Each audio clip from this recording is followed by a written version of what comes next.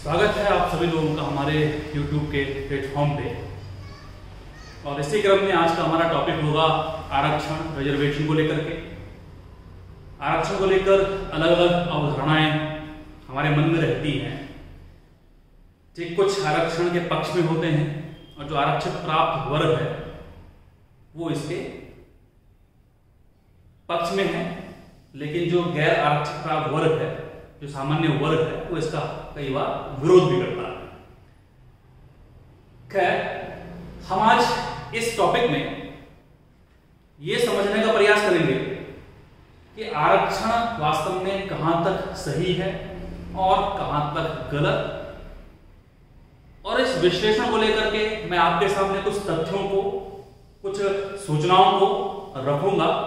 उस आधार पर हम इसका विश्लेषण करेंगे और उसके बाद हम वीडियो के अंत में इस निष्कर्ष पर आएंगे कि वास्तव में क्या आरक्षण होना चाहिए या आरक्षण नहीं होना चाहिए, या इसका कोई और विकल्प भी बन सकता है। दोस्तों, आरक्षण की इस व्यवस्था को समझने से पहले हमें इस अध्याय को दो भागों में समझना बड़ा जरूरी है। पहला, हमारा अतीत क्या रहा है, जो प्राचीन काल, मध्यकाल, उसमें स्थितियां जाति व्यवस्था को लेकर क्या रही है, और जब संविधान लागू हो गया तो संवैधानिक प्रावधानों को लेकर के आरक्षण के जो बिंदु हैं उन पर भी हम चर्चा इस लेक्चर में करेंगे। तो आरक्षण की स्थिति को अगर हम देखें तो आरक्षण की जो पहली स्थिति है वो हम थोड़ा इसके इतिहास पर चलते हैं। और इतिहास में हम अगर जाति व्यवस्था को देखें तो जाति व्यवस्था में हमें काफी अंतर देखने को मिलता है। यानी कि जो जाति व्यवस्था पहले थी वो अब नहीं है।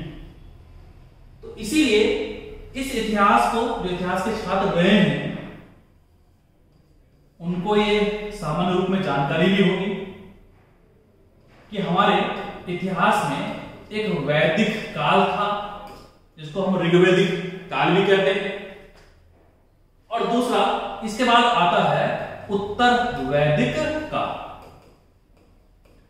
तो अगर हम इतिहास के इस अतीत को देखें और इन दोनों ही काल खंडों में अगर हम जाति व्यवस्था को देखें तो हमें पर्याप्त अंतर इसमें दिखाई देगा।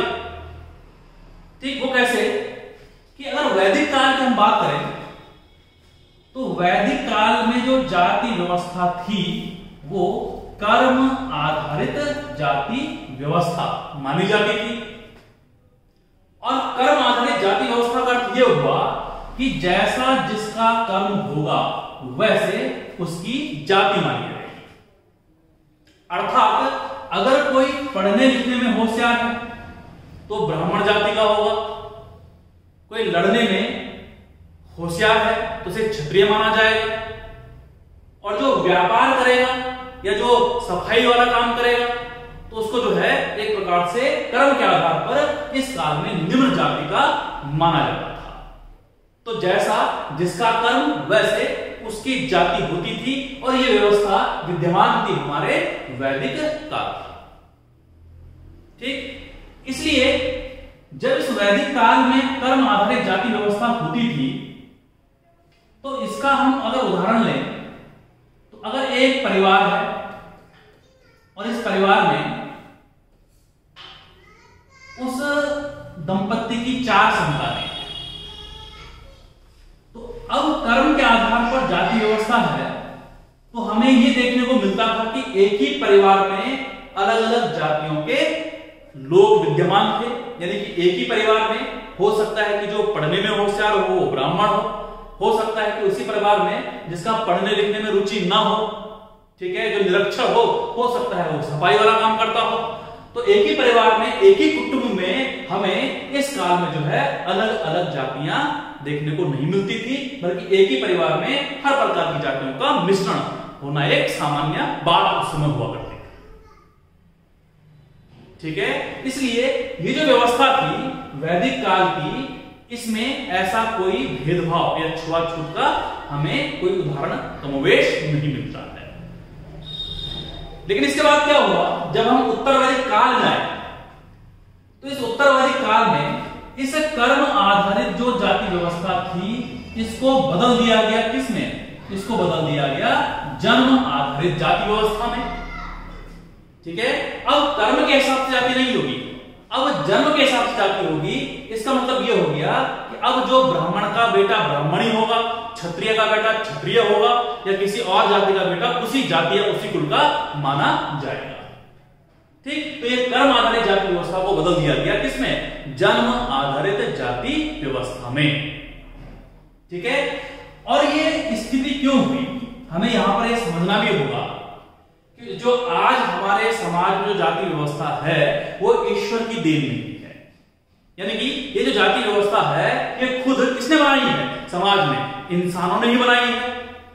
ठीक, और ये इंसानों ने जो बनाई है वैदिक काल में कर्म आधारित है, लेकिन उत्तर वैदिक काल में क्या हो गई? जन्म आधारित हो गई। और जब ये व्यवस्था जन्म आधारित जातिगत व्यवस्था में बदल गई तभी से क्या हो गई? एक प्रकार से समस्याएं उत्पन्न होना प्रारंभ हो गई। और ये समस्याएं उत्पन्न क्या होगी, इसका क्या परिणाम था? ठीक, और आज इसका परिणाम के रूप में हर वर्ग क्या भुगत रहा है इसमें, इसको हमने थोड़ा सा इसको समझना आवश्यक है। अब यहां पर देखिए, इस कर्म को जन्म आधारित जाति व्यवस्था में बदलने का जो कारण माना जाता है वो ये था कि जो ऊपर की उच्च जातियां हैं, ठीक, ब्राह्मण और क्षत्रिय, और जो नीचे की निम्न जातियां मानी जाती हैं, शूद्र आदि, तो ऊपर की उच्च जातियों ने इसको इसलिए बदला ताकि इन उच्च जातियों का इस निम्न जातियों पर एक प्रकार से क्या रहे? नियंत्रण रहे, अधिकार रहे। ठीक है, और इसलिए इस उच्च वर्ग में जो भी आगे इनकी पीढ़ी होगी वो उसी जाति की मानी जाएगी, और जो निम्न वर्ग की जो आगे की पीढ़ियां होंगी वो भी उसी जाति की मानी जाएगी। ठीक है, इसलिए फिर इसको एक निरंतर प्रक्रिया के तहत इसको ढाल दिया गया जो कमोवेश आज तक विद्यमान है। ठीक है, तो उच्च वर्ग ने क्या किया? इस जाति व्यवस्था को जन्म आधारित इसलिए किया ताकि ये समाज में उच्च स्थान प्राप्त कर सके और इसकी निरंतरता लगातार बनी रहे। ये जन्म आधारित जाति व्यवस्था कभी बदले ना, तो इसलिए इन्होंने अपने एक प्रकार से पीढ़ी की सुरक्षा करने के लिए, अपने स्वार्थ के लिए, अपने महत्वाकांक्षा के लिए इसको क्या कर दिया? जन्म आधारित कर दिया। और पीढ़ी दर पीढ़ी इसी मानसिकता में हम आज भी क्या है? पल रहे हैं। ठीक है, अब इस जाति व्यवस्था ने, इस जन्म आधारित जाति व्यवस्था ने, जो कि उत्तर वैदिक काल से आज आधुनिक काल तक चल रही है, इससे हुआ ये कि उच्च वर्ग ने निम्न वर्ग को पीड़ित करना प्रारंभ कर दिया, उनका उत्पीड़न करना प्रारंभ कर दिया, और कहीं ना कहीं जो है उनके साथ छुआछूत जैसी परंपराओं का भी एक प्रकार से चलन इसमें चलने लगा। ठीक है, जैसे उदाहरण की अगर बात करें तो ये उदाहरण पहले भी आपको मिलते हैं इतिहास में, और इस आधुनिक समाज में भी आपको ये उदाहरण कहीं ना कहीं जरूर मिलते रहेंगे कि जो उच्च वर्ग के जो लोग हैं, उच्च जाति के जो लोग हैं, वो निम्न जाति के लोगों के साथ हर प्रकार का भेदभाव करते हैं। उसके अलावा ये उनके साथ छुआछूत जैसी कुप्रथाएं भी मानते हैं। इसके अलावा ये इनका पूरी तरह से क्या करते हैं? उत्पीड़न भी करते हैं। ठीक, जैसे मान लो कि अगर कोई गांव है तो इस गांव में, इस क्षेत्र में क्या होता है कि उच्च जातियों का निवास जो है एक क्षेत्र में होता है। ठीक है, और निम्न जातियों का जो निवास है उस क्षेत्र से हमेशा क्या है? बाहर की ओर माना जाता है। ऐसी परंपराएं पहले तो खैर चली हैं, आधुनिक समाज में भी इस प्रकार के एग्जांपल्स मिलते आए हैं, और ऐसी वस्तुओं को एक प्रकार से भूगोल का जो सेटलमेंट विषय है उसमें इनको पूर्वा बस्तियां भी कहा जाता है। ठीक है, यही नहीं, निवास को लेकर भेदभाव नहीं हुआ, बल्कि त्योहारों को लेकर भी भेदभाव हुआ, संपर्क साधनों को लेकर भेदभाव हुआ। ठीक, उनके साथ विवाह आदि संपर्क बनाने में उच्च वर्ग ने हमेशा क्या किया? गुरेज किया। ठीक, इनके साथ साथ क्या हुआ? इन उच्च वर्ग ने इन निम्न वर्ग के लोगों को जो है सामाजिक रूप से इनके साथ जो भेदभाव किया, तो उसको हम उसी को क्या कह सकते हैं? सामाजिक अन्याय के रूप में जानते हैं।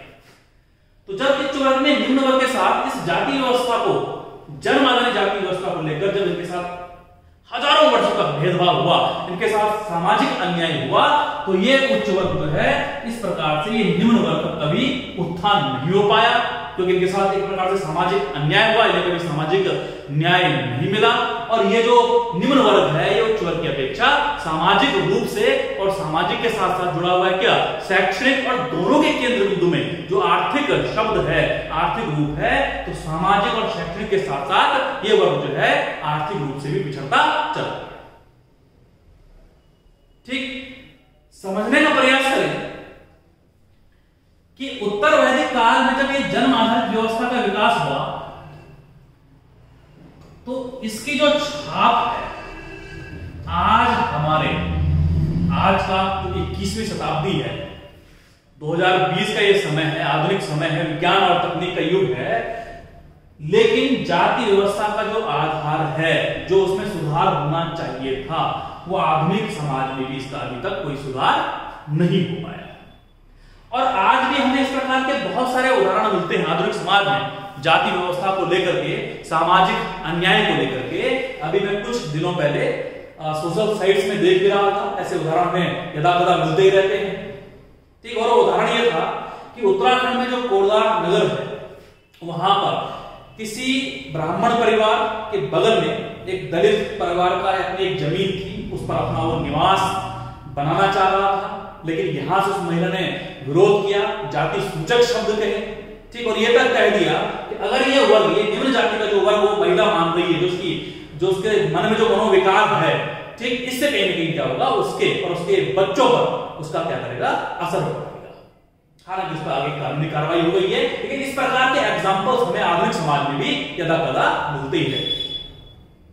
ऐसे उदाहरण में कई ऐसे भी मिलते हैं देश के विभिन्न कोनों पर कि जो मंदिर है, तो मंदिर में जो भगवान है वो तो सभी का है, ठीक, लेकिन जो निम्न जाति के लोग हैं वो मंदिरों में प्रवेश नहीं कर सकते हैं। ठीक, क्यों नहीं कर सकते हैं? क्योंकि उच्च वर्ग के जो लोग हैं उसे एक प्रकार से क्या मानते हैं, छुआछूत, एक प्रकार की अनहोनी मानते हैं। ठीक, और समस्या ये भी है इसमें कि उच्च वर्ग तो ये हमेशा के साथ अन्याय करता ही रहा हजारों वर्षों में, ये कोई 5, 10, 100 साल की बात नहीं है, ये हजारों वर्ष तक इनका क्या हुआ, उच्च ने निम्न वर्ग का हमेशा क्या किया, इस जन्म आधारित जाति व्यवस्था के आधार पर जो शोषण किया है। ठीक, और दूसरी ओर निम्न वर्ग के साथ समस्या यह रही कि निम्न वर्ग ने भी कमोवेश इसको अपनी एक नियति ही मान लिया, अपना एक भाग्य ही मान लिया। ठीक, जिसका कारण था अधिकार बोध का ज्ञान न होना या उनकी जो निरक्षरता है। ठीक है, तो आधुनिक समाज में भी अगर हमें ऐसे उदाहरण मिल रहे हैं, ठीक, और ये किसका परिणाम है, हजारों वर्षों पुरानी जो ये जन्म आधारित जाति व्यवस्था है, जिसने एक प्रकार से सामाजिक अन्याय निम्न वर्गों के साथ किया। ठीक, इस कारण से क्या हुआ कि एक मोटा-मोटा इसका एक निष्कर्ष निकाला जाए तो इन हजारों वर्षों का जो ये सामाजिक शोषण या जो उत्पीड़न इन निम्न वर्ग के लोगों का हुआ, इससे क्या हुआ, उच्च वर्ग तो ऊपर चले गया, लेकिन इसने निम्न वर्ग को क्या कर दिया, नीचे की ओर धकेल दिया। यानी कि उच्च वर्ग जो काम करेगा वो निम्न वर्ग काम नहीं करेगा। ठीक, क्योंकि वो क्या हो गया, एक प्रकार से जन्म आधारित जाति व्यवस्था के रूप में बदल गई। ठीक है, तो जब ये निम्न वर्ग जो है काफी पीछे जा चुका है उच्च वर्ग से, तो यही एक प्रकार से असमानता है। अगर उच्च वर्ग और निम्न वर्ग एक ही पायदान पर होते तब तो इसको हम समानता के संदर्भ में देखते, लेकिन जब उच्च वर्ग ने निम्न वर्ग को काफी पीछे धकेल दिया है सामाजिक शोषण करके, ठीक, तो इससे क्या हुआ, निम्न वर्ग और उच्च वर्ग में एक प्रकार की असमानता उत्पन्न हुई और निम्न वर्ग इन हजारों सालों में क्या हुआ, उच्च वर्ग से काफी पीछे चले गया, उसे धकेल दिया गया, उसको अधिकार नहीं दिए। ये जो मुख्य जो मेन स्ट्रीम होती है समाज की, उसमें अभी तक ये निम्न वर्ग नहीं आ पाया है पूरी तरह से। ठीक है, इसलिए ये कहना गलत होगा कि भारतीय समाज में सभी लोग समान हैं। ठीक, सभी को समान अधिकार मिलने चाहिए। समानता की बात तब होगी जब ये इस पायदान पर, ठीक, अभी तो ये क्या है, पूरी तरह से शोषित हैं। ठीक, इसलिए जब तक ये वर्ग इस उच्च वर्ग के साथ इसी पायदान पर नहीं आता है तब तक इसे हम समान नहीं कहेंगे। इसलिए जो आरक्षण का जो विषय है, जो इस निम्न वर्ग को जो रिजर्वेशन दिया गया है या सामाजिक न्याय के संदर्भ में जो सरकारों में या संविधान में जो इसके लिए व्यवस्था है, वो इसीलिए है ताकि ये निम्न वर्ग में क्या हो जाए, इस उच्च वर्ग के साथ एक पायदान आ जाए उसके बाद ही क्या होंगे, समान कहलाएंगे। जब तक ये नीचे रहेगा, जब तक ये मेन स्ट्रीम में नहीं आएंगे, तब तक ये समान ना होकर हमेशा क्या रहेंगे, उनकी तुलना में असमानता को ही प्रदर्शित करेगा। ठीक, मूलभूत बातों को समझिए। हम लोग, समस्या ये है आजकल के समाज में कि हम लोग हवाई बातें करते हैं। ठीक, किसी भी मुद्दे को लेकर के हो, चाहे वो आरक्षण का विषय हो या कोई भी राजनीतिक विषय हो, आर्थिक विषय हो, ठीक, यहां तक कि ऐतिहासिक विषयों पर भी क्या करते हैं, हम हवाई बात करते हैं और हमें जो दिखता है हम उसी को सत्य मान बैठते हैं। ठीक, हम उसका कोई विश्लेषण नहीं करते कि उसकी प्रामाणिकता क्या है। ठीक, और खासकर ये समय क्योंकि इंफॉर्मेशन टेक्नोलॉजी का जमाना है। ठीक, सोशल साइट्स में जो व्हाट्सएप और फेसबुक यूनिवर्सिटीज चल रही हैं, उनके माध्यम से जो भी संदेश फेसबुक या व्हाट्सएप में प्रेषित होता है, उसकी प्रामाणिकता जाने बिना हम उसे क्या करते हैं, शेयर करते हैं। ठीक है, तो अगर हमें आधुनिक समाज में जीना है, राष्ट्र को आधुनिक बनाना है, तो हमें खुद अपनी समझ उसमें विकसित होनी चाहिए, अपना विश्लेषण उसमें होना चाहिए, तब जाकर आप क्या कर सकते हो, उसमें कोई निष्कर्ष निकाल सकते हो जो लोकतंत्र के लिए और देश की व्यवस्था के लिए, इस सामाजिक विकास के लिए जरूरी है। तो आवश्यकता इसी बात की है कि हम चीजों को समझें। ठीक, उसकी ग्राउंड पोजीशन क्या है, ठीक, उसका इतिहास क्या है, उसके लिए संविधान में व्यवस्था क्या है, ठीक, आरक्षण वास्तव में दिया क्यों गया है। ठीक, हालांकि मैं ये कहता हूं कि मतलब अब मैं आरक्षण का समर्थन करता हूं या इसका समर्थन नहीं करता हूं, ठीक, बल्कि मैं तो इसमें एक मध्यम मार्ग को ही अपनाऊंगा, मेरा तो अपना एक प्रशासनिक दृष्टिकोण इसमें होगा।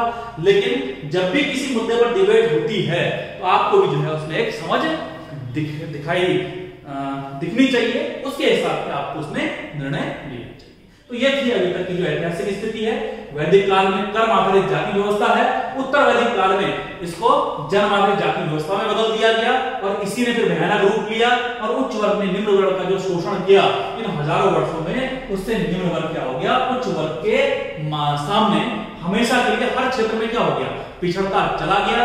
इसीलिए आरक्षण जैसे विषय इन निम्न वर्ग के लोगों को इन उच्च वर्ग के लोगों के साथ लाने के लिए क्या है, महत्वपूर्ण माना गया है और तब जाकर इसको स्थान दिया गया हमारे भारतीय संविधान में। ठीक,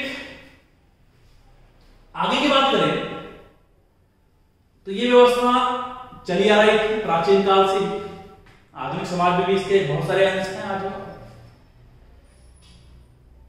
15 अगस्त 1947 को देश आजाद हुआ, संविधान निर्माण की प्रक्रिया भी प्रारंभ हुई। 1949 को हमने संविधान एडॉप्ट कर दिया और 26 जनवरी 1950 को संविधान पूरी तरह से लागू भी हुआ।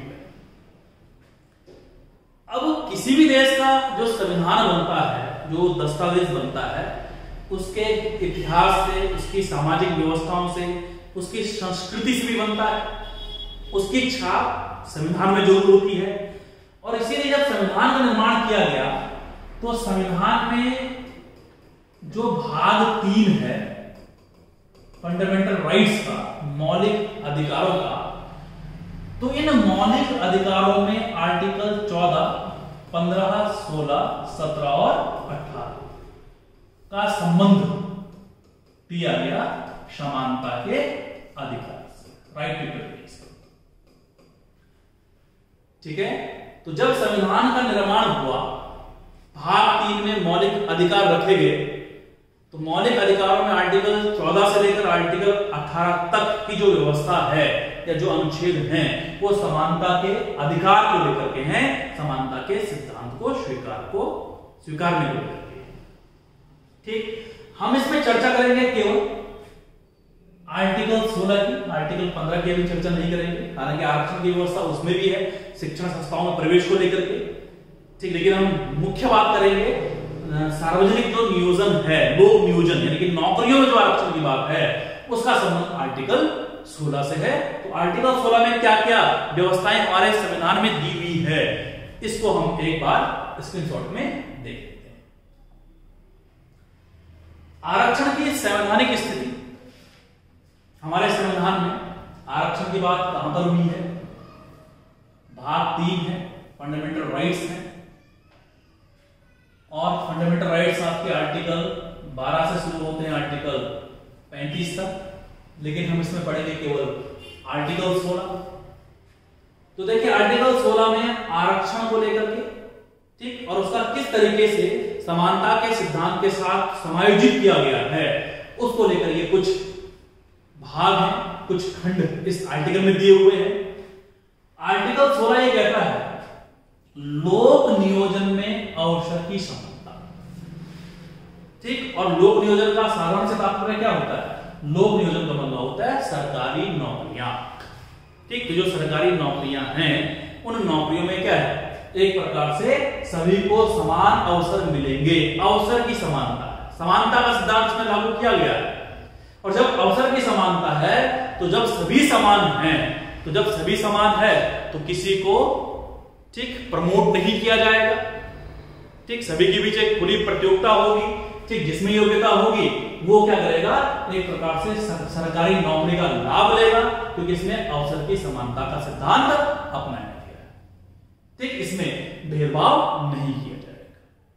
लेकिन जब हम आर्टिकल 16 का पैरा 2 पढ़ते हैं, खंड 2, तो इसमें यह भी लिखा हुआ है कि प्रत्येक नागरिक, जो आर्टिकल 16 ये नागरिकों के लिए है, व्यक्तियों के लिए नहीं है। जो भारतीय नागरिक होगा केवल वही इसका लाभ ले सकते हैं, सभी लोग इसका लाभ नहीं ले पाएंगे।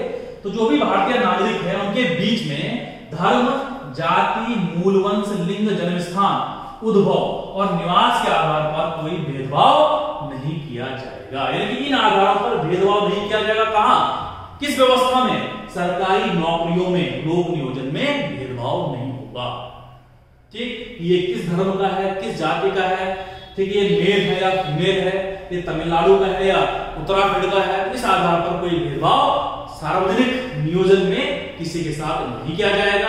एक प्रकार से इस पर रोक है आर्टिकल 16 इससे,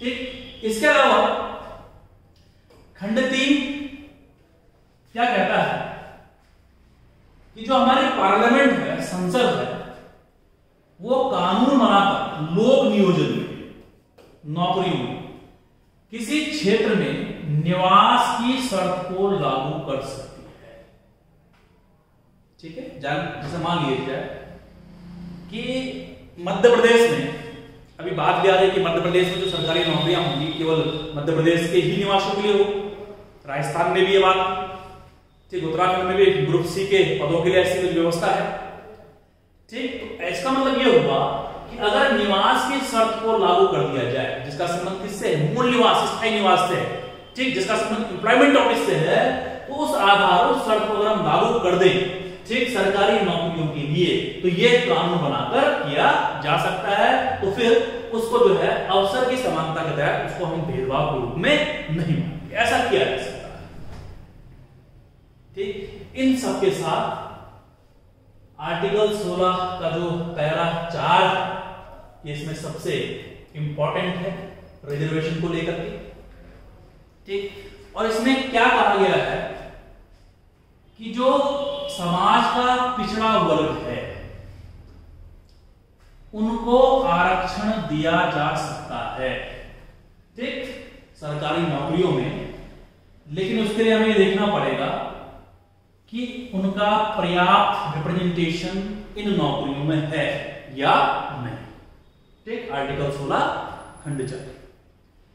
तो पिछड़े वर्गों को आरक्षण दिया जा सकता है यदि राज्य की राय में उनका पर्याप्त प्रतिनिधित्व नहीं है, ठीक। यहां पर एक चीज आप ध्यान रखिए कि यहां पर जो शब्द का इस्तेमाल हुआ है भाग 3 आर्टिकल 16 में, तो ये केवल पिछड़ा वर्ग शब्द लिखा हुआ है, इसमें डायरेक्ट SC ST OBC शब्द नहीं है, ठीक है। लेकिन पिछड़ा कोई भी हो सकता है, SC हो, ST हो, OBC हो या कोई और वर्ग हो, ठीक। तो पिछड़े वर्ग को आरक्षण दिया जा सकता है यदि राज्य की राय में उनका पर्याप्त प्रतिनिधित्व नहीं, आर्टिकल 16(4), ठीक। अब यहां पर इंपॉर्टेंट ये है कि जो ये पिछड़ा वर्ग है, हम किसको पिछड़ा मानते हैं, उसका आधार क्या है। तो भारतीय संविधान में पिछड़े होने के केवल दो ही आधार माने गए हैं। एक है सामाजिक पिछड़ापन और दूसरा है शैक्षणिक पिछड़ापन। इसमें आर्थिक पिछड़ापन शब्द का प्रयोग नहीं है। ठीक है, तो जो सामाजिक पिछड़ापन है, ठीक, और जो शैक्षणिक पिछड़ापन है, इन्हीं दो बिंदुओं को इस पिछड़ेपन का आधार माना जाएगा। तो यदि कोई वर्ग पिछड़ा वर्ग, यदि कोई वर्ग सामाजिक रूप से, ठीक, और शैक्षणिक रूप से क्या है, पिछड़ा हुआ है, तो उसको जो है लोक नियोजन में क्या किया जा सकता है, उसको सरकारी नौकरियों में उनको एक प्रकार से आरक्षण दिया जा सकता है, वो रिजर्व कोटा उनके लिए रखा जा सकता है। ठीक, आपको बात समझ में आई? तो पिछड़े वर्ग के दो आधार हैं संविधान के लिहाज से, सामाजिक पिछड़ापन और दूसरा है शैक्षणिक पिछड़ापन। इसका मतलब ये हो गया कि अगर हम SC ST की बात करें, अनुसूचित जाति और अनुसूचित जनजाति की अगर हम बात करें, तो जो हमने अभी तक इतिहास का एक इससे पहले संक्षिप्त में उसका जो हमने विवरण आपके सामने प्रस्तुत किया कि कैसे SC और ST का भी, ST जो जनजातियां हैं वो भी अभी समाज के मुख्य धारा में नहीं जुड़ पाए हैं। ठीक, और रही बात अनुसूचित जातियों की, शेड्यूल कास्ट की, तो उनका तो जो है जन्म आधारित व्यवस्था के आधार पर क्या हुआ है, हजारों वर्ष तक शोषण हुआ है। ठीक, और जब उनके साथ इतना शोषण हुआ तो वो सामाजिक रूप से पिछड़ते चले गए। ठीक, और जब सामाजिक रूप से पिछड़ते चले गए तो वो शिक्षा के उनको पर्याप्त अवसर नहीं मिल पाए, तो सामाजिक के साथ साथ शैक्षणिक रूप से वो निम्न वर्ग जो है उच्च वर्ग की तुलना में पिछड़ता चला। ठीक, तो इसीलिए पिछड़े वर्ग के आधार पर ST और ST समुदाय के जो लोग हैं या इस समुदाय की जो भी जातियां हैं, उनको सरकारी नौकरियों में आरक्षण दिया जाता है। इतिहास गवाह है, संवैधानिक व्यवस्था उसी के हिसाब से बनाई गई है, इसीलिए सरकारी नौकरियों में रिजर्वेशन का प्रावधान किया गया है ताकि वो बराबर पर आ जाए, ताकि निम्न वर्ग उच्च वर्ग के साथ आए। ठीक, अभी वो क्या है, समान नहीं है। ठीक, आप समझिए वो समान नहीं है। वो क्या है, उच्च वर्ग ने क्या किया, उसको एक प्रकार से उसको पीछे को धकेल दिया और इस रूप में क्या हुआ, एक प्रकार से पिछड़ता वो चल गया। ठीक, इसके अलावा बात करें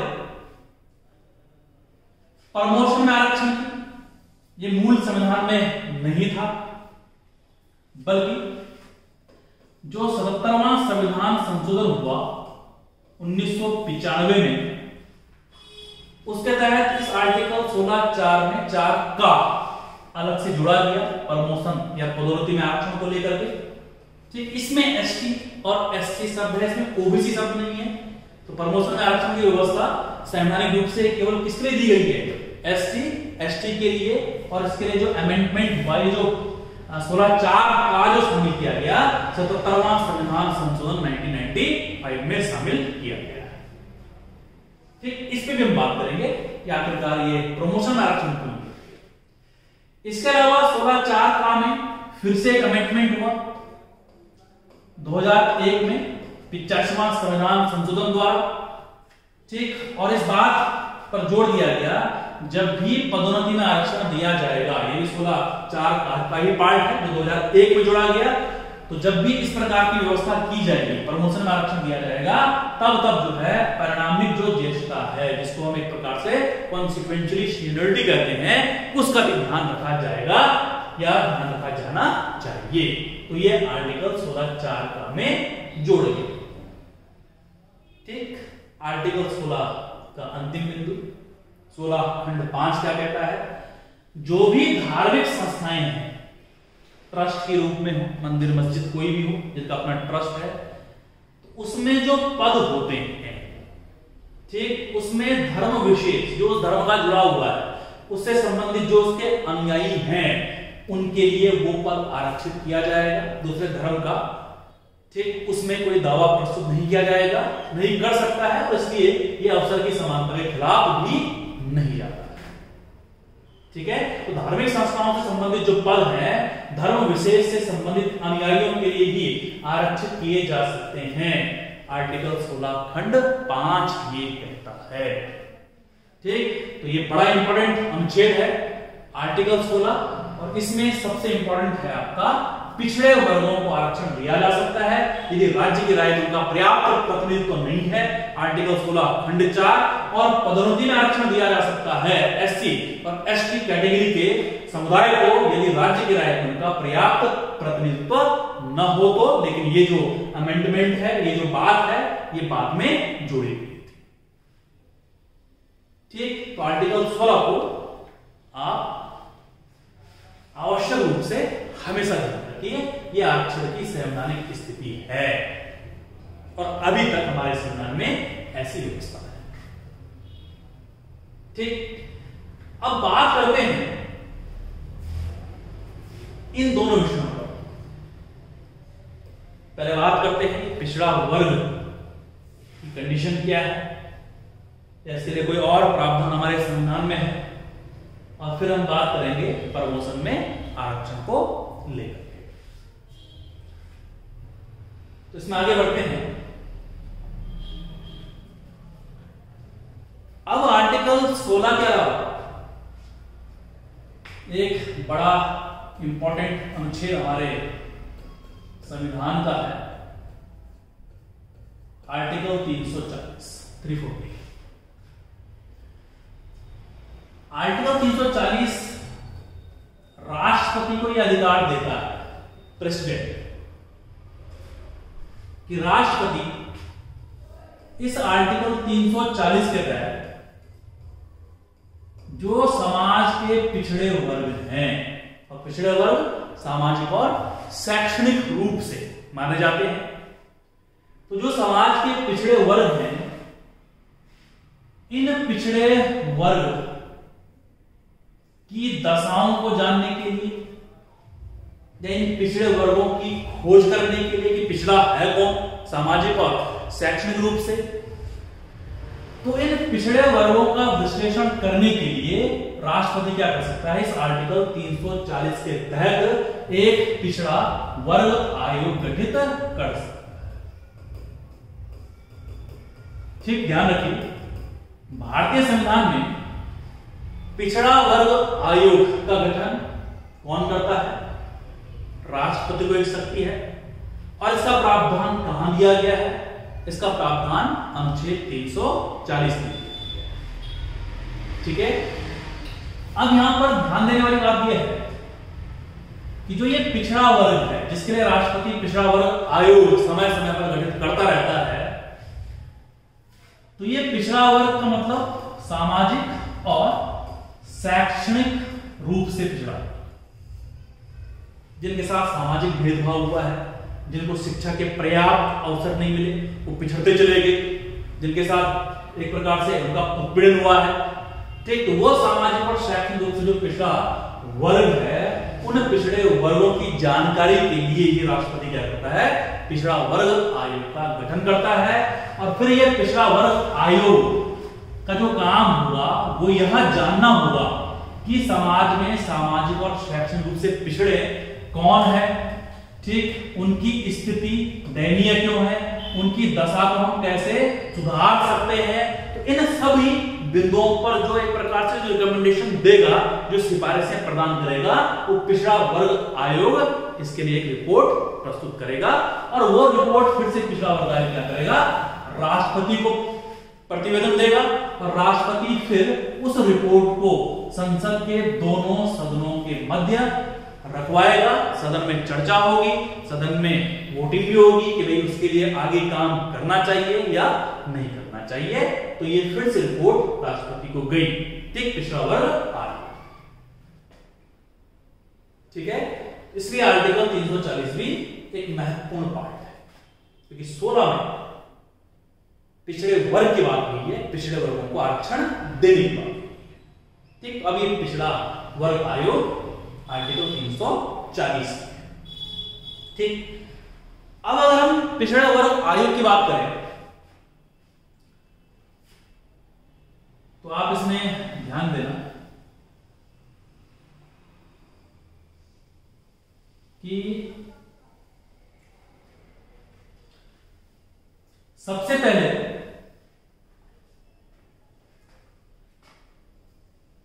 1953 में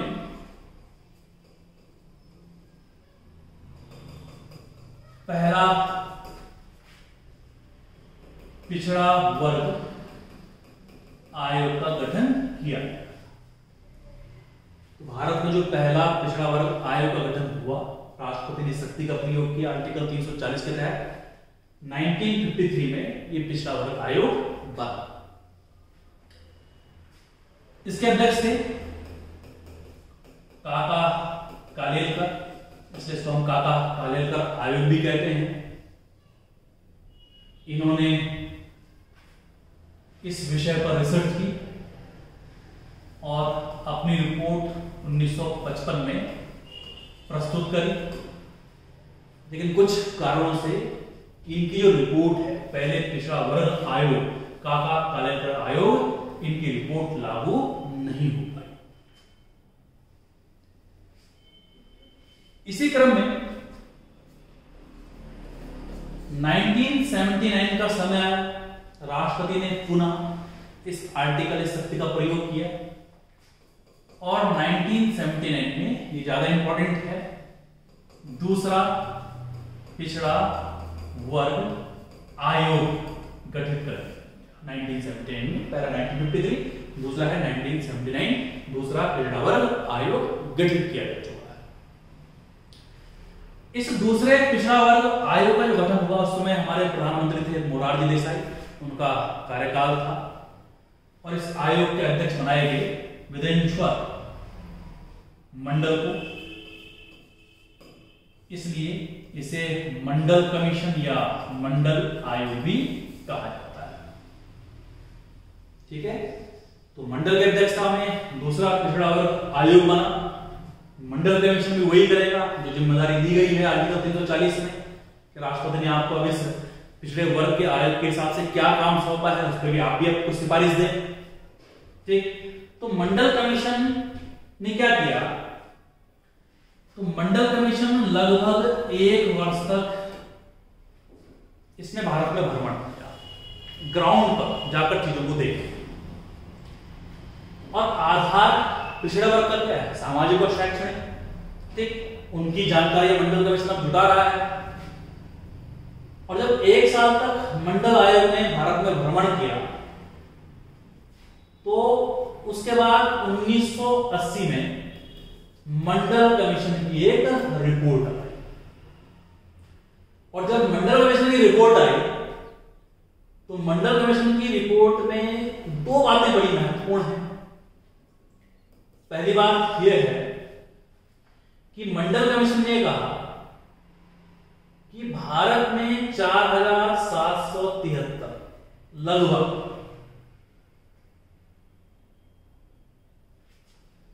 इसको मैं 4000 न करके 7000 के आसपास मान लेते हैं, 7000 के आसपास जो जातियां हैं, जो कास्ट हैं, ये सामाजिक और शैक्षणिक रूप से पिछड़ी हुई। ये मंडल कमीशन की रिपोर्ट में था, जो उन्होंने 1980 में रिपोर्ट दी। ठीक, तो लगभग 7000 जो जातियां हैं वो भारत में क्या है, सामाजिक और शैक्षणिक रूप से पिछड़ी हुई हैं। ठीक, और जो ये जातियां हैं ये एससी और एसटी से अलग है, इसमें एससी एसटी शामिल नहीं है, ये उनसे अलग है। और इन जातियों की जो जनसंख्या है वो देश की कुल जनसंख्या का क्या है, 52% है। ठीक, और ये 52% में एससी एसटी नहीं, ये अलग है। ठीक है, इनका डाटा अलग है। ठीक, इनके अलावा जो अन्य जाति में पिछड़ी हुई है सामाजिक और शैक्षणिक रूप से, ठीक, तो उन जातियों में भी अगर देखा जाए तो इस समय के हिसाब से, इस जनगणना के हिसाब से देश की जो 52% जो जनसंख्या है वो इन जातियों में आती है, जो पूरी तरह से क्या है, सामाजिक और शैक्षणिक रूप से पिछड़ी हुई है, सामाजिक अन्याय जिनके साथ शिकार हुए। ठीक है, तो तब मंडल कमीशन ने कहा कि अब सिफारिश मंडल कमीशन की है कि जब ये लोग भी पिछड़े हुए हैं तो इनको भी आरक्षण दिया जाना चाहिए। एससी एसटी आरक्षण तो है ही सरकारी नौकरियों में, लेकिन अब इन वर्ग को भी, जो एससी एसटी से अलग और जातियां हैं, जिसको एक नाम दिया गया अदर बैकवर्ड क्लासेस या ओबीसी। तो ओबीसी ग्रुप में इन वर्ग को भी आरक्षण दिया जाना चाहिए और ये आरक्षण होना चाहिए सरकारी नौकरियों में 27%। ठीक है। और इसके साथ साथ मंडल कमीशन ने ये कहा कि जो आरक्षण है, कुल आरक्षण है, वो 50% से अधिक भी नहीं होना चाहिए। ठीक। तो मंडल कमीशन क्या कह रहा है, जो उनको जिम्मेदारी दी गई, तो उन्होंने पाया कि लगभग इतनी जातियां क्या है देश में पिछड़ी हुई हैं सामाजिक और शैक्षणिक रूप से, जो कि 52% जनसंख्या का प्रतिनिधित्व करता है और एससी एसटी से अलग है। इसलिए एक नई कैटेगरी बनाई गई अदर बैकवर्ड क्लासेस की, इनको भी 27% आरक्षण दिया जाए लोक नियोजन में, और कुल आरक्षण जो है 50% से अधिक ना। इसका मतलब यह हुआ कि एससी के लिए आरक्षण है 15%, एसटी के लिए है 7.5%। अब ओबीसी आरक्षण अगर आ गया, इनको 27% अगर आरक्षण मिलता है तो ये आरक्षण जो है 49.5% हो जाएगा, जो कि 50% से क्या है कम है, तो इसको लागू किया जा सकता है। बात समझ में आई? अब जैसे ही मंडल कमीशन की रिपोर्ट प्रकाशित हुई, तो जो सामान्य वर्ग है, जो गैर आरक्षित वर्ग है, उसने हल्ला प्रारंभ कर दिया, कड़ा विरोध हुआ, उग्र आंदोलन हुआ। इसलिए मंडल कमीशन की जो रिपोर्ट है उस समय लागू नहीं हो पाई, क्योंकि इसका बहुत उग्र तरीके से हर जगह भारत में इसका विरोध हुआ। ठीक। 27% आरक्षण इनके अलावा अगर इनको भी दिया जाएगा तो सामान्य वर्ग विरोध तो जताएगा। तो उस काल में ये मंडल कमीशन की रिपोर्ट आसानी से लागू नहीं हो पाई। समय बढ़ता गया, चीजें सामान्य हुई, लोगों ने विरोध करना बंद कर दिया क्योंकि लागू तो नहीं हो पाया। लेकिन लगभग 1989 की अगर बात करें, 10 साल बाद, 10वें साल, तो 1989 में जब वीपी सिंह की सरकार थी, जब वीपी सिंह प्रधानमंत्री थे, तब जाकर के उन्होंने पहली बार जो मंडल कमीशन की जो रिकमेंडेशन है ओबीसी के लिए 27% रिजर्वेशन, इसको क्या कर दिया 1989 में लागू कर दिया। ठीक। और टोटल रिजर्वेशन क्या होगा, एससी एसटी तो था ही चल रहा, ओबीसी 27 और टोटल हो गया आपका 49.5%। ठीक। एक प्रकार से लागू हो गया। तब से लेकर अब तक ओबीसी के लिए 27% सरकारी नौकरियों में रिजर्वेशन दिया जाता है। एससी का 15% है। ठीक। एसटी का 7.5% है। ठीक है। इसके बाद 1991 का समय आया और 1991 के समय पीवी नरसिम्हा राव की सरकार थी। तो पीवी नरसिम्हा राव की सरकार ने क्या किया, इसने एक और प्रयोग किया रिजर्वेशन को लेकर के बिना किसी तैयारियों के। और वो प्रयोग क्या था कि जैसा अभी एक कॉन्सेप्ट आया है 2019 में ईडब्ल्यूएस का, ठीक वैसे ही 1991 में ये आर्थिक आधार पर आरक्षण पहले 10% लागू हुआ था 1991 में नरसिम्हा राव की सरकार में। लेकिन उस समय इस कैटेगरी को कहा गया ईबीसी, इकोनॉमिकल बैकवर्ड क्लासेस, और ये 10% इनके लिए अलग से रिजर्वेशन की व्यवस्था कर दी। ऐसा करने से परिणाम ये हुआ, ये आरक्षण तो चल ही रहा है, 10% अगर इसमें और जोड़ दें तो ये हो जाएगा आपका 59.5, लगभग 60%, और ये 50% से ज्यादा हो गया। मंडल कमीशन तो सिफारिश में कहा था कि कुल आरक्षण 50% से अधिक नहीं होना चाहिए।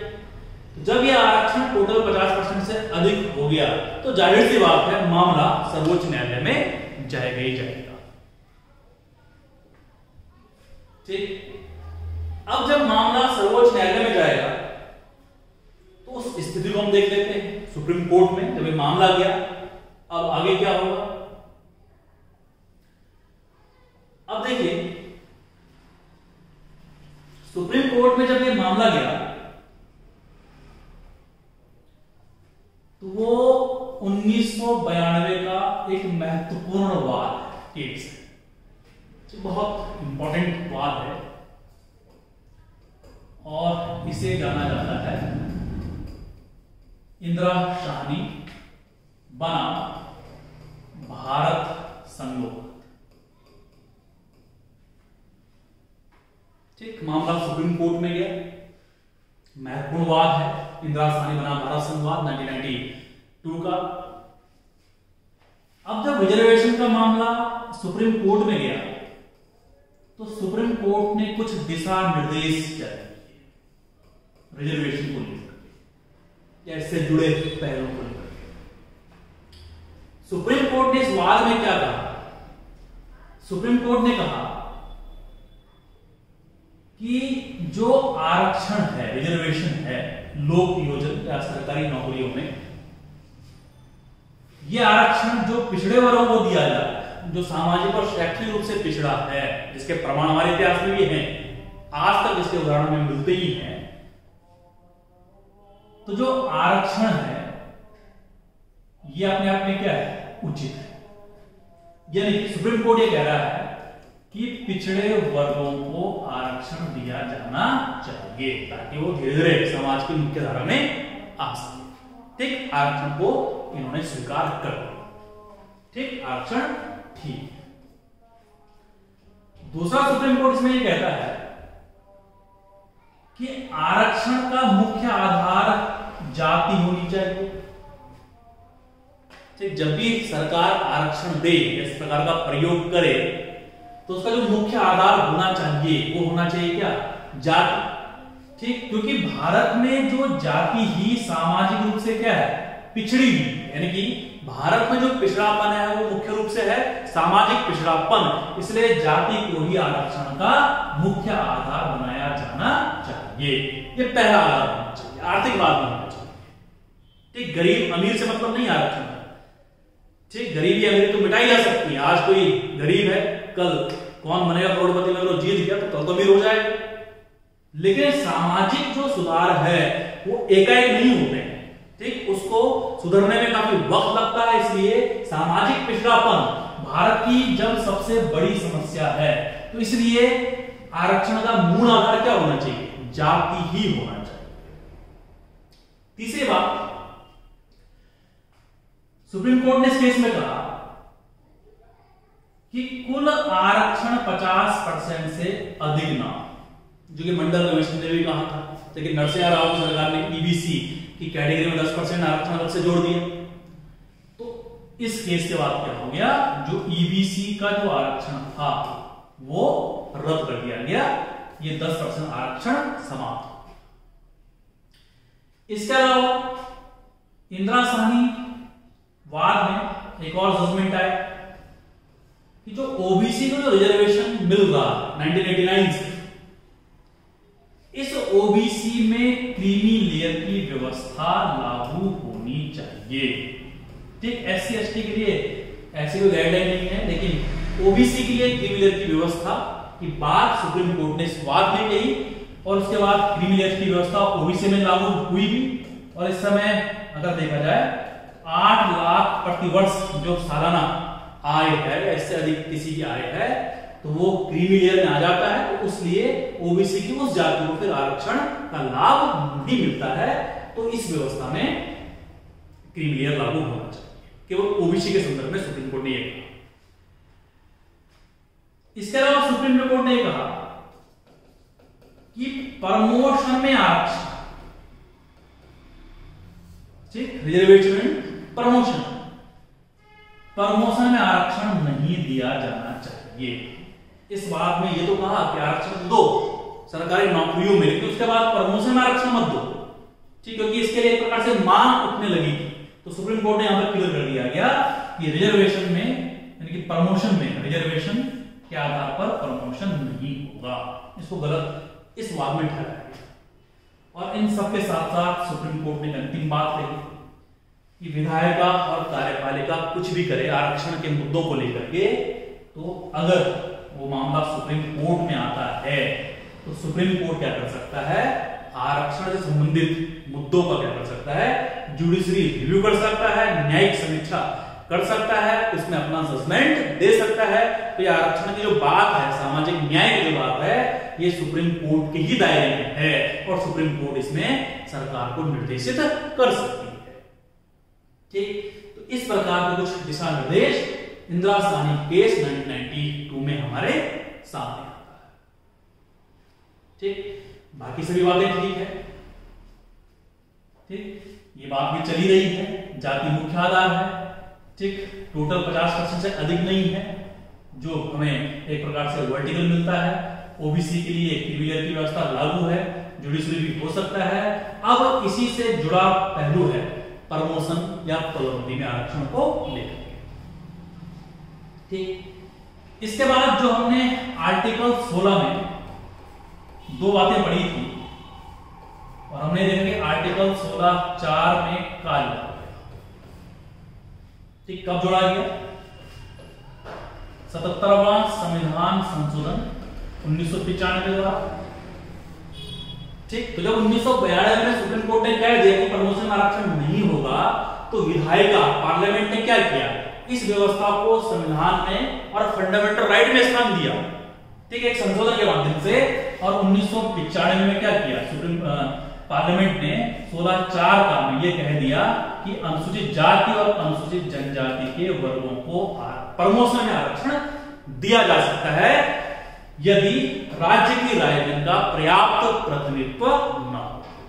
ये 1995 में जोड़ दिया गया और फिर से 85 अमेंडमेंट जो 2001 हुआ, 85वां संविधान संशोधन 4 में फिर से संशोधन हुआ और उसमें एक बात जोड़ दी गई कि जब भी एसटी को प्रमोशन में आरक्षण दिया जाएगा, ठीक, तो उस समय जो है परिणामिक जो ज्येष्ठता है, कॉन्सिक्वेंशियल जो सीनियरिटी है, ठीक, उसका भी इसमें ध्यान रखा जाएगा।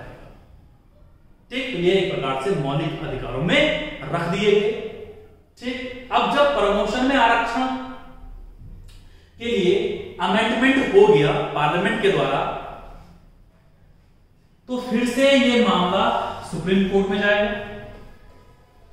ठीक, और हम ये भी समझने का इसमें प्रयास करेंगे। हमने आरक्षण को समझा, ठीक, और थोड़ी बहुत हमारी इसमें सकारात्मक धारणा भी आई होगी कि वास्तव में आरक्षण तो होना चाहिए, क्योंकि उनके साथ तो बहुत लंबे समय तक क्या हुआ है, सामाजिक अन्याय हुआ है। ठीक, इसलिए उनको कम से कम हमारे लेवल पे तो उठाना ही होगा।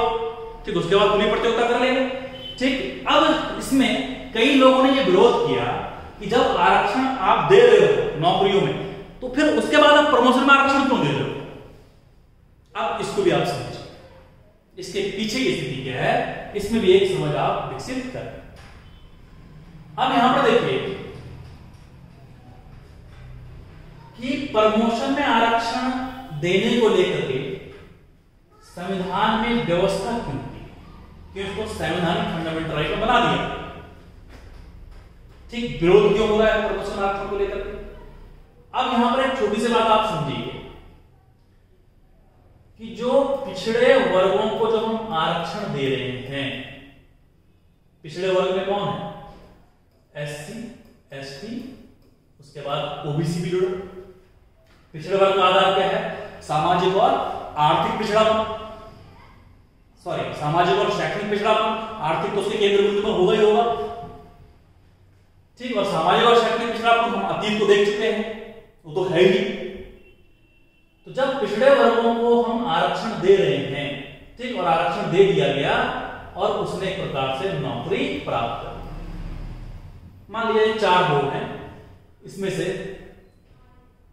3 सामान्य श्रेणी के हैं, एक हम मान लेते हैं एससी श्रेणी का है, एक ही बैच के हैं, लेकिन इसको अगर हमने प्रमोशन में आरक्षण दे दिया तो ये तो प्रमोशन से ऊपर पहुंच जाएगा। ठीक, और प्रमोशन से ऊपर पहुंच जाएगा तो ये तो इन्हीं का क्या हो जाएगा, एक प्रकार से अधिकारी बन जाएगा।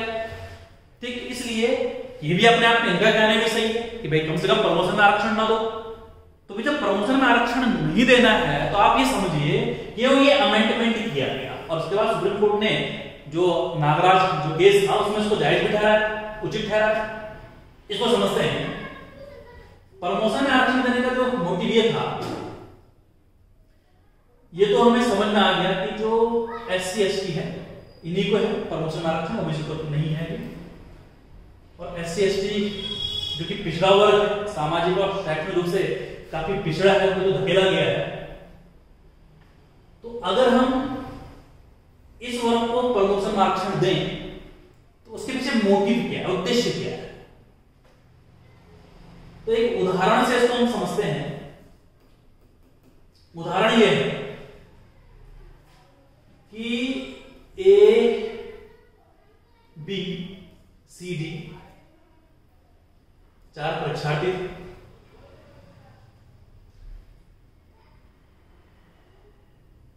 ए बी सी हम मान लेते हैं, इसमें एक सामान्य वर्ग का है ना, एक ओबीसी का मान लेते हैं, 2 सामान्य वर्ग एक ओबीसी का है कैंडिडेट, और डी मान लेते हैं ये कोई आरक्षित वर्ग का है, एससी एसटी जो भी है। रिजर्वेशन था, चारों का सिलेक्शन हुआ सीटों के हिसाब से, 3 सीटें इनको मिली, 1 सीट मिल गई किसको, एससी कैटेगरी के छात्र को, एक बैच की हो। अब डी जो है वो हमने माना कि ये अनुसूचित जाति से संबंधित है, इसको आरक्षण भी इसलिए दिया गया यहां पर आने के लिए क्योंकि ये तो वही सामाजिक और शैक्षणिक रूप से पिछड़ा हुआ है, ठीक। लेकिन यहां पे समस्या ये है कि जैसे मान लें कि पीसीएस का जो एग्जाम है ना, उसमें 21 से हम मान लेते हैं चलो 45 मान लेते हैं का जो वर्ग है उसमें एग्जाम दे सकता है, लेकिन ये सभी के लिए समान नहीं है, ठीक है। जैसे कि यूपीएससी की बात कर लें, यूपीएससी में 21 से 30 साल तक, लेकिन यूपीएससी में एससी के लिए 30 साल तक नहीं, उनके लिए 35 साल तक। तो कहने का मतलब क्या है, हमारे पास जो आंकड़े हैं अभी तक के, उनको भी अगर हम देखें, आंकड़ों पे बात करें, सत्य पर अगर बात करें, तो जो सामान्य श्रेणी का जो अभ्यर्थी था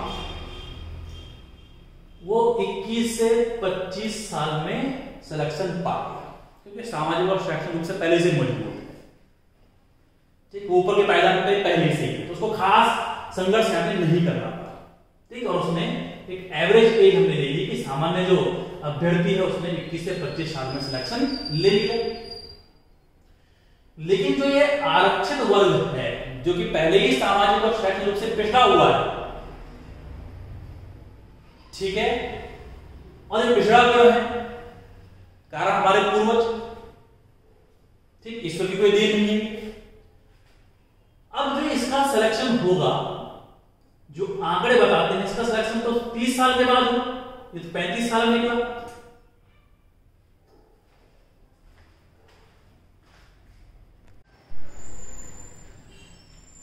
तो मैं बात कर रहा था ये प्रमोशन में आरक्षण आखिरकार दिया क्यों है और क्यों पार्लियामेंट में एक अमेंडमेंट के द्वारा आर्टिकल 16(4) का में एससी और एसटी श्रेणी के लोगों को प्रमोशन में आरक्षण रखा गया।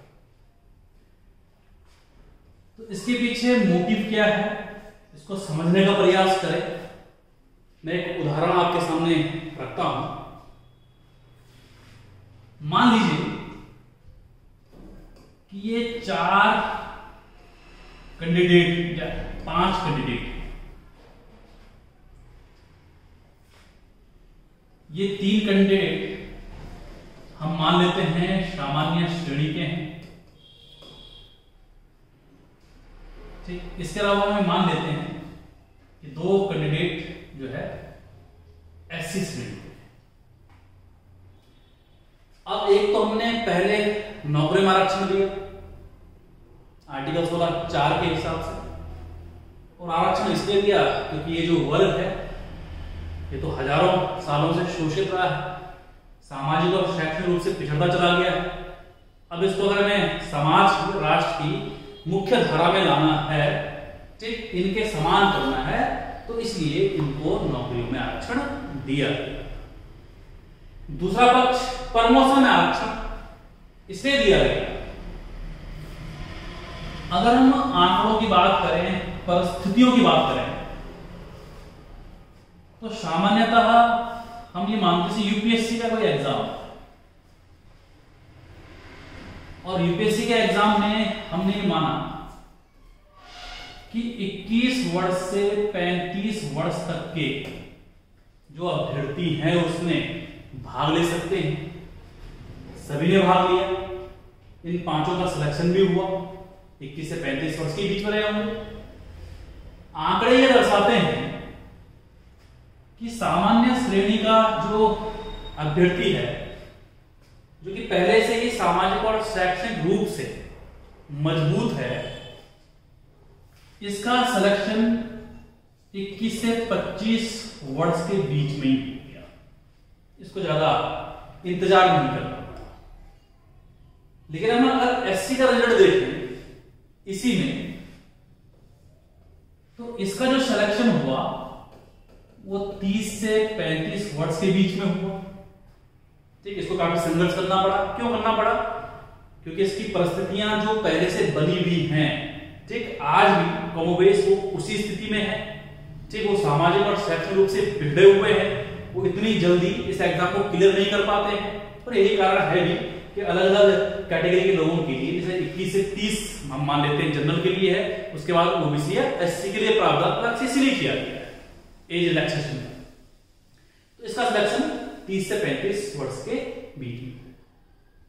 ठीक, अब एक ही बैच के सभी पांचों अभ्यर्थी हैं। इसका सिलेक्शन 25 साल में हुआ, इसका 35 साल में हुआ। तो देखिए 10 साल का गैप तो यही गया सीधा सीधा। ठीक है, कम उम्र में इसलिए निकल गया, इसकी स्थिति अच्छी थी। ये एग्जाम को क्रैक करने में समय ज्यादा लगा क्योंकि इसकी सामाजिक शैक्षणिक स्थिति इतनी अच्छी नहीं, समय लगा। अब 10 साल का जब यहाँ पे गैप आया, हमें पता है कि रिटायरमेंट तो दोनों को 60 वर्ष में होना है, मान लीजिए 60-62 जो भी है, सेवानिवृत्ति तो 60 वर्ष में ही दोनों की होनी है। लेकिन 25 से 60 वर्ष और 35 से 60 वर्ष के बीच में अगर देखा जाए तो ये इससे 10 साल ज्यादा नौकरी करेगा। जो सामान्य श्रेणी का जो अभ्यर्थी है वो आरक्षित प्राप्त व्यक्ति से 10 साल अधिक सेवाएं देगा। और जब 10 साल अधिक सेवाएं देगा तो प्रमोशन में क्या है, ऊपर तो जाएगा ही जाएगा। ठीक है, तो प्रमोशन में तब तक जा ही नहीं पाएगा। सेवाओं के ड्यूरेशन के हिसाब से अगर देखें तो तब तक तो ये क्या हो जाएगा, रिटायर हो जाएगा। ठीक, इसलिए आंकड़े ये बताते हैं कि जो आरक्षित प्राप्त वर्ग एससी एसटी खासकर, इनका ऊपर के पदों पर इनकी संख्या या तो है ही नहीं या बहुत ही नगण्य है। कुल मिलाकर के इनका यहां पर पर्याप्त प्रतिनिधित्व ऊपर के पदों पर नहीं है। ठीक, इसलिए जो ये 16/4 का जोड़ा गया 1995 में प्रमोशन आरक्षण को लेकर के एससी और एसटी, तो उसमें यही बात की गई कि एससी और एसटी को प्रमोशन में आरक्षण दिया जा सकता है यदि राज्य की राजनीति का पर्याप्त प्रतिनिधित्व ना हो तो।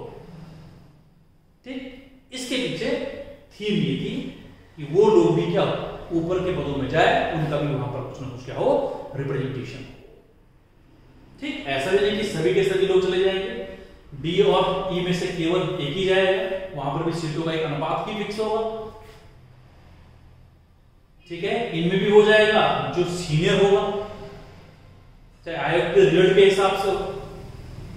ठीक, अब यहां पर देखिए, जब ये प्रमोशन में आरक्षण की बात कही गई 1995 में, पार्लियामेंट ने इसको संविधान में स्थान दिया थी, तो उस समय क्या हुआ कि फिर से ये मामला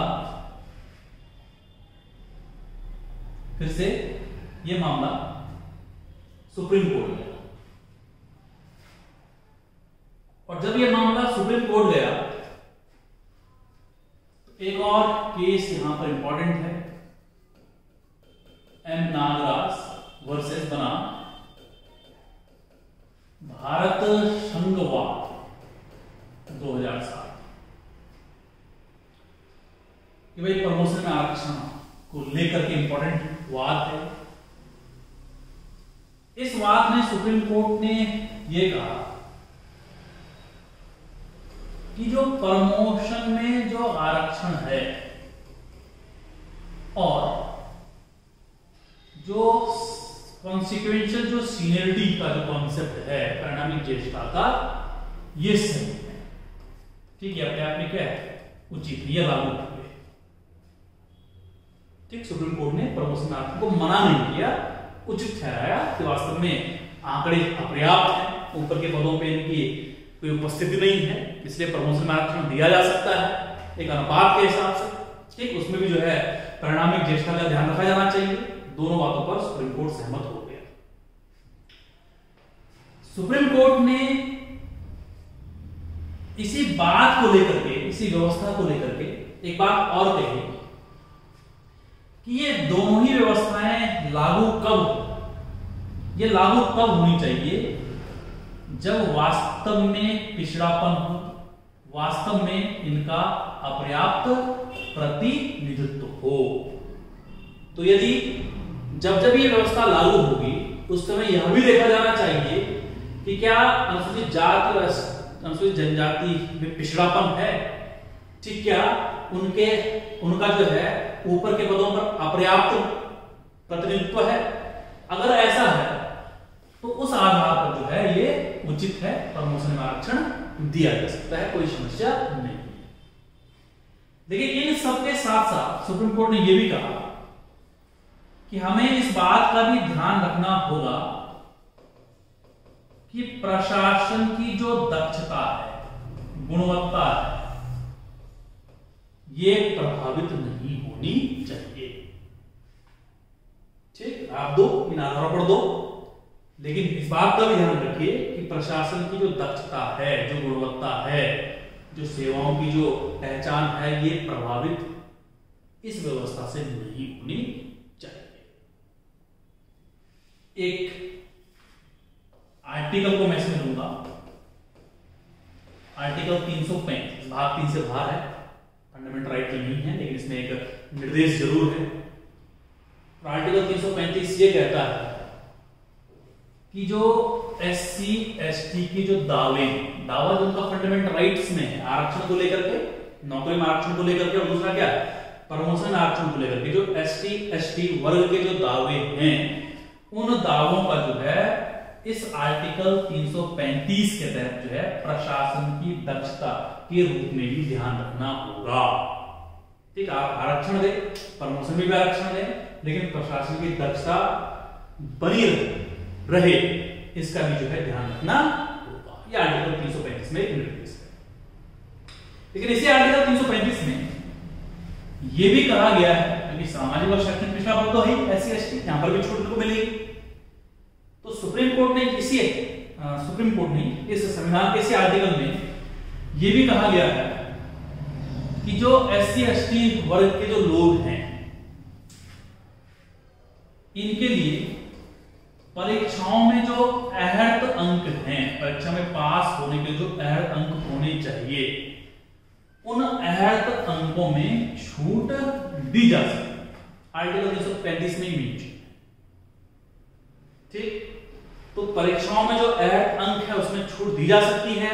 और SC ST के लिए परीक्षाओं में जो मूल्यांकन का आधार है, मूल्यांकन के जो मानक बनाए गए हैं, उन मानकों को भी घटाया जा सकता है।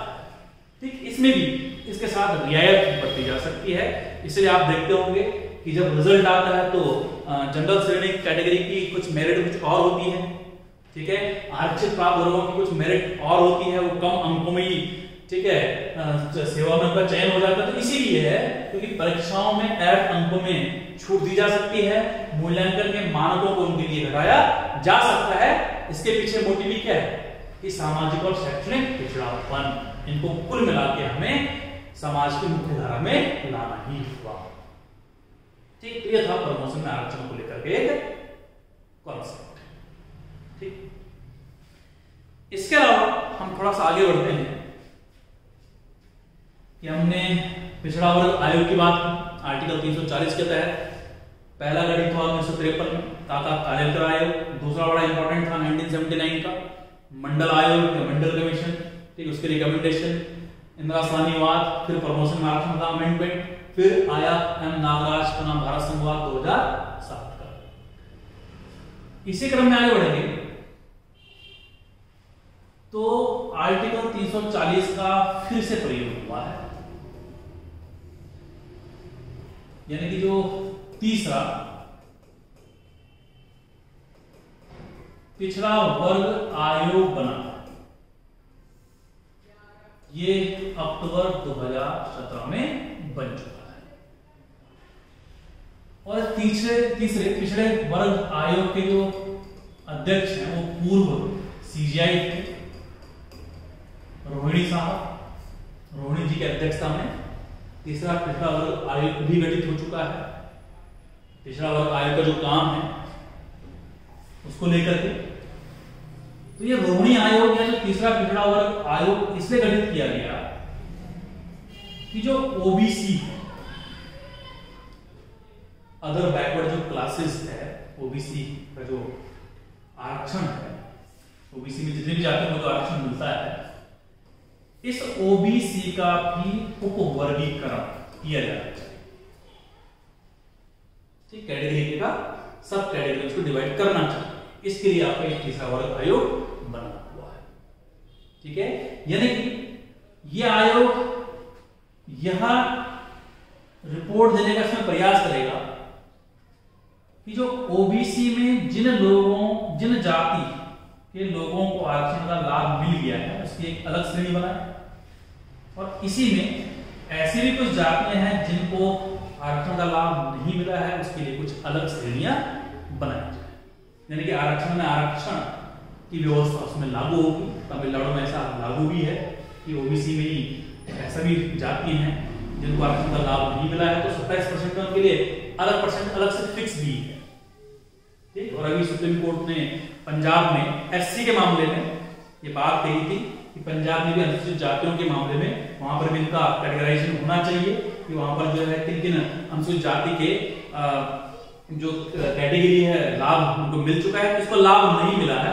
सुप्रीम कोर्ट ने इच्छा जताई है कि पंजाब के मामले में वहां पर ऐसा किया जाना चाहिए। ये तो खैर पिछड़ा वर्ग आयोग है, ये केवल ओबीसी के वर्गीकरण के लिए गठित किया गया है। ठीक, आई होप आपको चीजें समझ में आ गई होंगी। अब हम इसके अगले पार्ट में आते हैं कि आरक्षण की जो व्यवस्था है, जो लोग आरक्षण का विरोध करते हैं उनके तर्क क्या है, जो लोग इनका समर्थन करते हैं, जो आरक्षित प्राप्त वर्ग है उनका इसमें तर्क क्या है। जो लोग इसका विरोध करते हैं वो ये कहते हैं कि आरक्षण अवसर की समानता के विरुद्ध है, इसलिए आरक्षण नहीं होना चाहिए। ठीक है, लेकिन जो इसके पक्ष में है वो ये कहते हैं कि भाई आरक्षण तो संवैधानिक व्यवस्था है, अनुपात के हिसाब से आरक्षण मिलेगा। ठीक, इसमें समानता का सिद्धांत तो भी है ही, क्योंकि हमारा तो हजारों वर्षों से शोषण हुआ है, पहले हमें उनके समकक्ष लाएं, समान लाएं, उसके बाद आगे बात करेंगे। उनकी भी अपना तर्क सही है। विपक्ष ये भी कहता है, जो इसका समर्थन नहीं करता है, कि आरक्षण से योग्यता की अवहेलना होती है। ठीक, जो योग्य लोग हैं वो नौकरी में नहीं जा पाते हैं और इससे सेवाओं की गुणवत्ता में असर आता है, और इनका मानना है कि इससे जो देश का विकास है वो भी कहीं ना कहीं अवरुद्ध होता है। लेकिन जो आरक्षण प्राप्त वर्ग है वो ये कहता है इसके पक्ष में कि अगर हम बहुत सारी सेवाओं को देखें तो बहुत सारी सेवाओं में ट्रेनिंग, प्रशिक्षण एक महत्वपूर्ण पार्ट बन चुका है। अब आरक्षित हो या गैर आरक्षित वर्ग जब प्रशिक्षण करेगा, अधिकांश सेवाओं में ऐसा ही है, तो प्रशिक्षण में उनके लिए कोई रिजर्वेशन नहीं, सभी को वो पास करना पड़ेगा, और जब प्रशिक्षण में वो पास होगा उसी के बाद जो है उसको अंतिम रूप से ज्वाइनिंग मिल पाएगी। इसलिए ये कहना कि योग्यता की अवहेलना है, सेवाओं की गुणवत्ता में कोई फर्क आएगा, इसमें कोई प्रभाव आएगा, ये कहना क्या है, गलत है, ऐसा आरक्षित वर्ग मानता है। आलोचक ये भी कहते हैं जो आरक्षण के फेवर में नहीं है कि आरक्षण से जो आरक्षित प्राप्त वर्ग है उसमें स्त्रीकरण बढ़ता है, बिल्कुल बढ़ा। इसीलिए अब फिर से आरक्षण पर आरक्षण की बात हो रही है, जैसे पंजाब के केस में भी हुआ, ये तीसरा जो पिछड़ा वर्ग आयोग बना ओबीसी को लेकर के। स्त्रीकरण का मतलब ये हुआ कि मान लीजिए कि एससी में ए बी सी डी 4 जाति है, इसमें भी कास्ट है। आंकड़े ये दिखाते हैं कि एबीसी को तो बहुत लाभ हुआ, लेकिन डी एससी में डी जाति को कोई लाभ ही नहीं हुआ। इसलिए एससी में ही इन विभिन्न जातियों के बीच में क्या हो रहा है, एक प्रकार से भेदभाव हो रहा है, स्त्रीकरण बढ़ रहा है, इसलिए आरक्षण नहीं होना चाहिए, ऐसा आलोचक मानते हैं। इन सबके साथ साथ आरक्षित वर्ग में एक प्रकार का एक सिंड्रोम उत्पन्न हो रहा है कि वो आरक्षण में एक प्रकार से निर्भरता उनकी बढ़ रही है, जो कि सामाजिक व्यवस्था के लिए उचित नहीं माना जा सकता है। और इसके अलावा जाति को लेकर भी जो राजनीति हो रही है, जाति का जो तुष्टीकरण हो रहा है, इसका कहीं ना कहीं राजनीति में भी काफी प्रभाव हो रहा है, इसलिए आरक्षण नहीं होना चाहिए। लेकिन पक्ष ये कहता है कि संविधान के हिसाब से अगर देखा जाए तो आंकड़े अभी अपर्याप्त हैं, इनका पर्याप्त रूप से कोई प्रतिनिधित्व नहीं मिला है, इसलिए आरक्षण होना चाहिए। और आरक्षण क्यों ना हो, ऐसा पक्ष कहता है कि हजारों सालों से जो इनका शोषण हुआ है, जो इनका उत्पीड़न हुआ है, उनको इसका प्रतिफल के रूप में कुछ ना कुछ मिलना चाहिए। यानी कि इनको इनकी ही तरह जो गैर आरक्षित प्राप्त वर्ग है, इन आरक्षित प्राप्त वर्गों को उनके समान लाने के लिए, उनको मुख्य धारा में लाने के लिए उनको रिजर्वेशन दिया जाना चाहिए, ऐसा ही पक्ष अपने अपने तर्क आरक्षण को लेकर के हैं। जो लोग विरोध करते हैं वो इन आधारों पर करते हैं, जो लोग इनका समर्थन करते हैं उनका अपना एक पक्ष है, अपने एक। अंतिम बात पूरे लेक्चर का निष्कर्ष, कंक्लूजन पे हम पहुंचेंगे कि आखिर होना क्या चाहिए, पगड़ा किसका ज्यादा झुकाव हुआ है। तो निष्कर्ष ये है कि हमारा जो संविधान है, प्रस्तावना हो या नीति निर्देशक तत्व हो, हमारे संविधान में सोशल जस्टिस की बात हुई है, सामाजिक न्याय की बात हुई है। और जब हमारे समाज में सामाजिक न्याय की बात हुई है, इसलिए रिजर्वेशन दिया जाना चाहिए, ये जरूरी है सामाजिक न्याय के लिए। ठीक, लेकिन निष्कर्ष में हम ये भी देखेंगे कि क्या आरक्षण से ही सामाजिक न्याय मिलेगा, क्या हम केवल इसी के भरोसे बैठे रहे हैं, ऐसा भी नहीं, बल्कि हमें एससी एसटी जो पीड़ित वर्ग है, इनको समाज की मुख्य धारा में लाने के लिए हमें बहुआयामी रणनीति और दृष्टिकोण अपनाना होगा। ठीक, और समय समय पर सरकार द्वारा ये अपनाए गए, जैसे लोकसभा, विधानमंडल या जो स्थानीय प्रशासन है उसमें भी एससी एसटी के रिजर्वेशन है, उनके एम्पावरमेंट को लेकर के। ठीक, एससी एसटी के लिए जो है छात्रवृत्ति प्रोग्राम चलते हैं, कई प्रकार की इनके पॉलिसीज भी चलती हैं। ठीक, वो उनके विकास के लिए ही है। ठीक, वहां से इनका सामाजिक उत्थान होना है।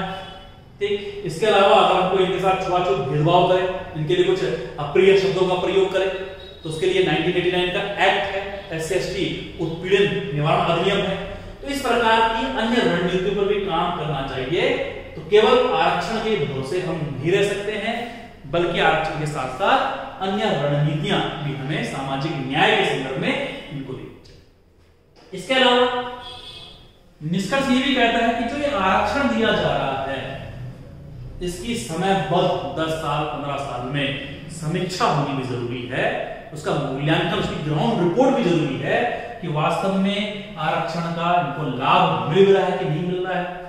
ठीक, उसमें भी किस वर्ग को मिल रहा है, स्त्रीकरण बढ़ तो नहीं रहा है, इसके लिए भी इसकी समयबद्ध समीक्षा होनी चाहिए। जिस प्रकार ओबीसी में क्रीमी लेयर की व्यवस्था लागू है, उसी प्रकार एससी और एसटी में भी क्रीमी लेयर की व्यवस्था लागू की जानी चाहिए और लाभ प्राप्त व्यक्ति को इससे बाहर किया जाना चाहिए, ताकि उस स्त्रीकरण को भी रोका जा सके। इन सब के अलावा आज का जो समय है वो एलपीजी का समय है, लिबरलाइजेशन, प्राइवेटाइजेशन एंड ग्लोबलाइजेशन, उदारीकरण, निजीकरण और भूमंडलीकरण का समय है। एलपीजी की अपनी बहुत सारी विशेषताएं हैं, लेकिन इसकी सबसे बड़ी कमी यही है, ठीक, कि इसमें होता क्या है कि जो संपन्न वर्ग है वो और संपन्न होता जाता है, वो और अमीर हो रहा है, और जो गरीब वर्ग है वो और गरीब हो रहा है। एलपीजी की सबसे बड़ी कमी यही है।